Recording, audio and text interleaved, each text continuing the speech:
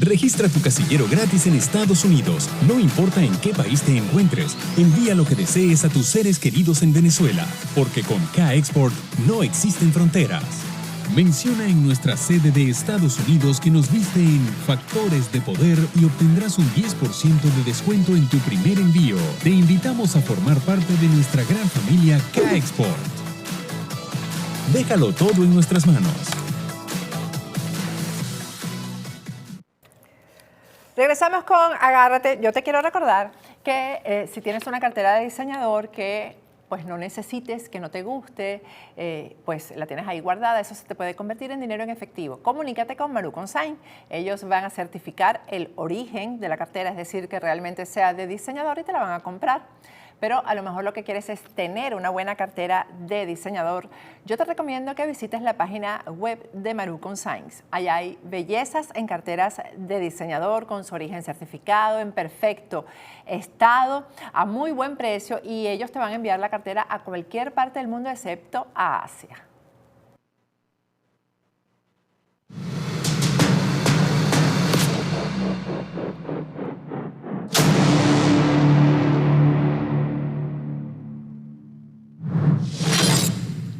Regresamos con Agárrate y hoy es el día que tenemos cita con nuestro abogado de inmigración, Jesús Reyes. Ya lo tenemos conectado vía Skype. Buenas noches, Jesús, ¿cómo estás? Bien, todo bien, Patricia. ¿Cómo estás tú?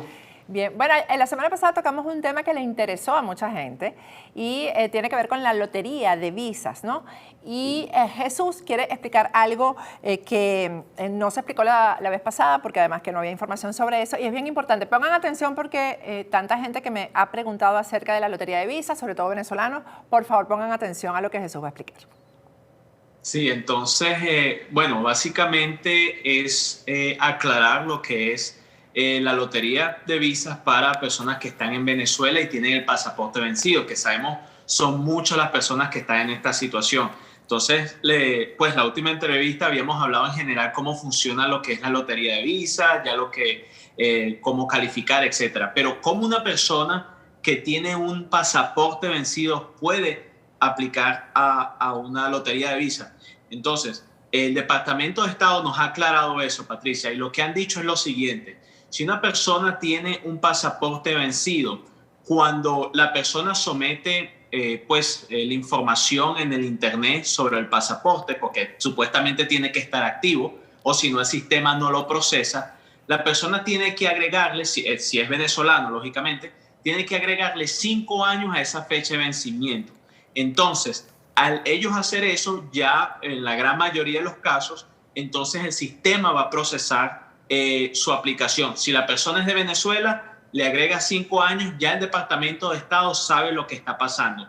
De nuevo, el sistema no va a aceptar una fecha pues, de vencimiento que ya caducó. Entonces, por eso es necesario que las personas le agreguen 5 años más a lo que es la fecha de vencimiento para que puedan participar en la lotería Visa, y esto para pues nuestros hermanos venezolanos. Jesús, ¿esto no va a traerle problemas a las personas con este tema de que mintieron y eso es gravísimo aquí en Estados Unidos? ¿Eso está escrito en alguna parte, por ejemplo, para cuando la persona sea citada, decir, es que esto está escrito aquí, por eso lo hice? Sí, esto es algo que ha comunicado el Departamento de Estado y de hecho, bueno, nosotros estaremos también mostrando un link, un enlace, cómo las personas pueden buscar esta información, pero es información que ya ha sido distribuida por ellos, está disponible en el Departamento de Estado y sí, es 5 años y esto ellos se vieron obligados, Patricia, a hacer esto porque hubieron muchísimas personas de Venezuela que pues han llamado a la embajada, a los consulados y entonces ellos han aclarado esta situación, pero es bueno porque de esa manera también pueden participar. Sabemos que Venezuela es uno de los países que participa en la lotería de visas, pero ya en el momento de hacer la aplicación muchas personas se encontraron con este inconveniente. Entonces esto va a resolver ese problema. Bueno, me parece que ahí se ve la intención de pues, que los venezolanos puedan participar y que tengan además una ventajita ahí, ¿no? En el sentido de que generalmente los que más necesitan salir, Jesús, tienen el pasaporte vencido. En Venezuela nadie tiene pasaporte sino los enchufados, los del gobierno, si no, nadie tiene pasaporte. Así que los que más necesitan salir son precisamente los que tienen el pasaporte vencido. Claro que sí, y sabemos que hay muchas personas que están en esa situación, que no solo en Venezuela, pero aquí en los Estados Unidos, y sabemos muchos en proceso de asilo, que habíamos hablado hace unos momentos sobre eso, que con esas personas que están en un proceso de asilo, siempre y cuando la persona no haya acumulado estadía ilícita que conlleva una penalidad de reentrada, la persona puede estar en un proceso de asilo y aplicar a la visa, a la lotería de visas sin problema. Por lo general, la mayoría de las personas entran con una visa de turista antes que se le caduque su fecha pues, de vencimiento de estadía. Ya ellos están aplicando el asilo, entonces estas personas no deberían de tener ningún problema. No importa la fecha en que la persona tenga vencido el pasaporte, Jesús. No importa la fecha, siempre y cuando al agregarle los 5 años, entonces sí pueda calificar, porque hay personas, honestamente, que se le ha caducado muchísimos años atrás, desafortunadamente no pueden calificar. Ok. Jesús, mañana empiezan las nuevas restricciones con el estatus de asilo o de solicitud de asilo. ¿Cuáles son esas restricciones? Sí, entonces son 3 restricciones que recientemente la administración ha agregado, pues con los poderes que se le concede al Attorney General o Procurador General de los Estados Unidos.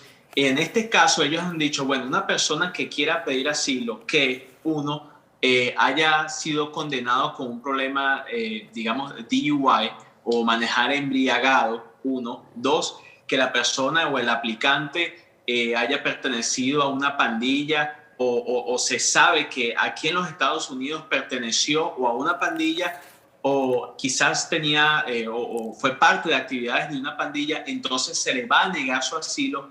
Y 3, que es algo un tanto preocupante, ya voy a explicar por qué, a las personas que pues se les traiga cargos, digamos ya sea de violencia doméstica o algún cargo donde la persona, el gobierno piensa haya sido violenta, entonces le pueden denegar el asilo.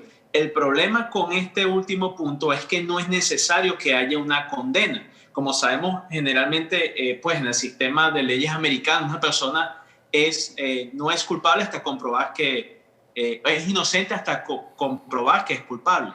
En este caso parece ser lo contrario. La persona simplemente porque se le hayan traído cargos contra esa persona, ya sea de algún acto violento, como es la violencia doméstica, entre otros, entonces el gobierno puede denegar lo que es la solicitud de asilo del aplicante. Esto además, Patricia, de las otras restricciones que habíamos hablado hace unas semanas que están en vigor después del 25 de agosto. Estas son unas nuevas restricciones a estos 3 grupos. Vamos a ver qué es lo que va a pasar. Lógicamente, sí se entiende que el gobierno tiene discreción en cierta magnitud de quién otorgarle el asilo o no, o quién puede aplicar, pero esto definitivamente sí está restringiendo más este derecho. Ahora, con respecto a la persona que haya sido acusada de violencia, esto, aunque el caso haya sido desestimado, también le pueden impedir que tenga el asilo. Correcto. Y eso es lo que dice el lenguaje de lo que hoy mismo fue publicado por el Departamento de Justicia. Fue una notificación publicada hoy mismo que habla sobre eso. Y lo preocupante es justamente eso que estás mencionando. No estamos hablando de una condena. Si es una condena se entiende, pero estamos hablando que son cargos contra una persona que al fin y al cabo puede ser inocente. Ahora, como hemos hablado muchas veces, muchas de estas cosas a veces son detenidas o suspendidas por cortes federales porque al fin y al cabo son las cortes que resguardan de verdad lo que son las leyes y los derechos de las personas. Pero solo el hecho que esto haya sido emitido y que sea parte de una nueva política es un tema que preocupa a muchas personas. Sí, porque Jesús, hay muchos casos, bueno, en estos días, por cierto, aquí se habló de uno en particular que tiene que ver con un pelotero muy reconocido en Venezuela. Hay acusaciones a veces que no son ciertas y de una parte, estoy hablando, por ejemplo, en el caso de violencia doméstica, de parte y parte, porque hay hombres que también denuncian que la mujer fue violenta, etcétera, y si es por una venganza, por resentimiento, puede con eso dañarle la vida y el estatus a una persona. Sí, eso es lo preocupante pues basado en lo que está diciendo la administración, ese es el caso. Ahora, dudo, y como bien pues haces entrever, Patricia, dudo que esto es algo que vaya a permanecer o quizás haya alguna aclaración sobre esto, porque solo el hecho de que una persona le quieran traer cargos, o sea, cualquier persona pueden traerle cargos de violencia doméstica o algún cargo serio, y no por eso, bien dicen, quiere decir que la persona lo haya cometido. Esto le puede pasar incluso a una persona que tenga una pelea en la calle, que haya golpeado a alguien por una discusión o algo así, ¿no? Claro, sí, que haya golpeado a alguien, que haya, como dije ahorita, violencia doméstica, una golpiza, usar un arma letal contra una persona. Entonces, se entiende, como bien dije, si la persona pues sí es condenada, que sí hay evidencias, que una corte criminal dijo si esta persona lo hizo, bueno, ahí pienso que el gobierno está en todo su derecho. El tema está que las leyes de inmigración le dan cierta discreción a inmigración, a la agencia de inmigración, por medio del procurador general, para tener discreción de quiénes pueden aplicar, o cierta discreción de quiénes pueden aplicar y quiénes no, y entonces están, como decimos por ahí, lanzando otros 3 restricciones más, esta tercera que es un tanto preocupante. Es algo muy reciente. Yo pienso que las personas, mi consejo personal es que cuando las personas apliquen y llegaran a tener algún cargo, que igual apliquen, que simplemente no por esto dejen de aplicar, pero tienen que estar preparados a eventualmente alguna apelación. Quizás el caso lo procesan, pero lo deniegan. Tienen que estar preparados a pelear su caso y llevarlo hasta las últimas instancias, de ser necesario. Jesús, y hay ya algunas otras limitantes adicionales a estas que son nuevas, que entraron en vigencia a partir del 25 de agosto. Vamos a recordársela a la audiencia. Sí, bueno, una de las limitantes más fuertes sabemos que tiene que ver con los permisos de trabajo. Sabemos que después del 25 de agosto ya lo que es el tiempo de espera cambió para las personas que aplicaban a un permiso de trabajo basado en asilo. Antes la persona solo tenía que esperar 150 días y después someter su solicitud de asilo, de permiso de trabajo, y no había problema. Esta solicitud iba siendo procesada y a un par de semanas ya la persona tenía su permiso de trabajo. Ya ese no es el tema, Patricia. Ahora la persona tiene que esperar todo un año para poder aplicar a un permiso de trabajo. 1, 2, si la persona entró ilegal al país, tiene que ahora tomar un paso extra y justificar por qué es extremadamente necesario que esa persona tenga un permiso de trabajo. Ya inmigración no es como antes, que simplemente si la persona estaba en un proceso y no tenía ningún problema serio con la ley, ya automáticamente le da el permiso de trabajo. Ya no es así, ahora tienen que justificarlo. 2, ya inmigración, ellos en cuanto a los asilos, no hay más, digamos, recomendación de aprobación. Antes hay personas que han recibido cartas de la misma agencia de inmigración dejándoles saber que su caso va a ser recomendado para una aprobación y después son aprobados. Ya no, simplemente se deniega o se aprueba, pero no va a existir más recomendaciones. En sí se han puesto más estrictos en este sentido. Vamos a ver qué va a pasar con estas nuevas normativas, estas nuevas políticas que entraron en vigor, pero lo más importante de todo es que si la persona de verdad tiene un caso, que someta su aplicación. A veces las personas se llenan pues de preocupación y dicen, bueno, con los cambios del asilo, los permisos de trabajo, voy a dejar mi caso así. No haga eso. Claro, pelee tu caso, haga todo lo posible. Claro. Los jueces siguen teniendo mucha discreción, los oficiales de asilo siguen teniendo discreción para aprobar y denegar ciertas cosas. Así que muestre el mejor caso, prepárese bien y vaya positivo para ganar su caso de asilo. Mira, Jesús, voy a regresarme a lo anterior, ¿no? Que son las nuevas restricciones. Con el caso de DUI, para quienes no lo entiendan, son las personas que han sido detenidas manejando bajo la influencia de alcohol, drogas, etcétera, ¿no? En este caso, ¿sí tendrían que haber pasado por un juicio y haber sido condenados o también sería por un ticket, por ejemplo, que se está peleando? Si el ticket se está peleando y se demuestra que no hubo DUI, etcétera, ¿cómo funcionaría ahí? Te digo porque son los casos más comunes. Claro, claro. Sí, en ese caso es diferente lo que es la publicación que hizo el Departamento de Justicia habla sobre una condena de DUI o manejar embriagado. Entonces sí es algo más fuerte Ok. porque pues no estamos hablando que la persona se piensa que está embriagada, pero que hay pruebas y que la persona pasó por un sistema judicial de debido derecho, due process, y hay una corte si decidió que la persona está embriagada, que por cierto, Patricia, eso es un punto muy importante. A veces las personas dicen, bueno, pero ¿cuál es el problema? Unos traguitos, la persona iba manejando, el tema está que inmigración hoy en día ve eso como algo muy, muy serio. Entonces las personas tienen que tener mucho cuidado en el momento pues si van a celebrar o van a pasar un tiempo con su familia, tener una persona designada porque eso puede traer consecuencias migratorias. Sí, señor. E incluso yo he tenido de verdad disgustos con personas que no las voy a nombrar, pero personas que hemos ayudado a salir de las cárceles de inmigración, Jesús, y a los días pues los agarran manejando con tragos encima. Y a mí me molesta mucho después de luchar para salir de una cárcel de inmigración y cometer ese tipo de errores. No estamos en Venezuela, y se los digo a los venezolanos sobre todo, donde en Venezuela si te agarran a las 3 de la mañana y no estás tomado, te meten preso, porque es raro que no estés tomado a las 3 de la mañana. Es así. Aquí es todo lo contrario, y terminen de entenderlo. Mira, Jesús, te voy a sacar el jugo aquí porque te tengo otra pregunta que tiene que ver con las personas que ingresan y se entregan en la frontera, que eso estaba paralizado por el tema de la pandemia, ¿no? Que se entregan en la frontera de México con Estados Unidos a una autoridad migratoria y pues a partir de ahí comienza un proceso de asilo. ¿Eso está detenido todavía? Sí, eso está detenido por la pandemia.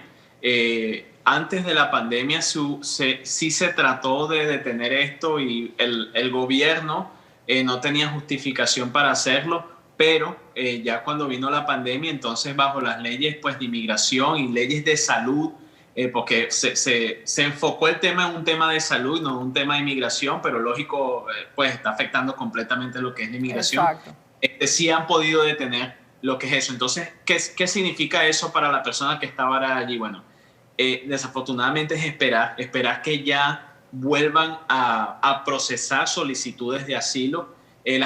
Muchas personas que empezaron su solicitud y el caso pues quedó en un limbo porque no han puesto nuevas audiencias por el tema del lado mexicano, se quedaron esperando del lado mexicano.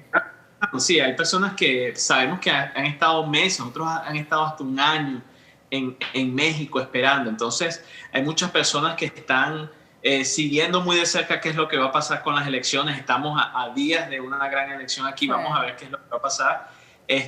Pero sí, es un tema bien, bien delicado.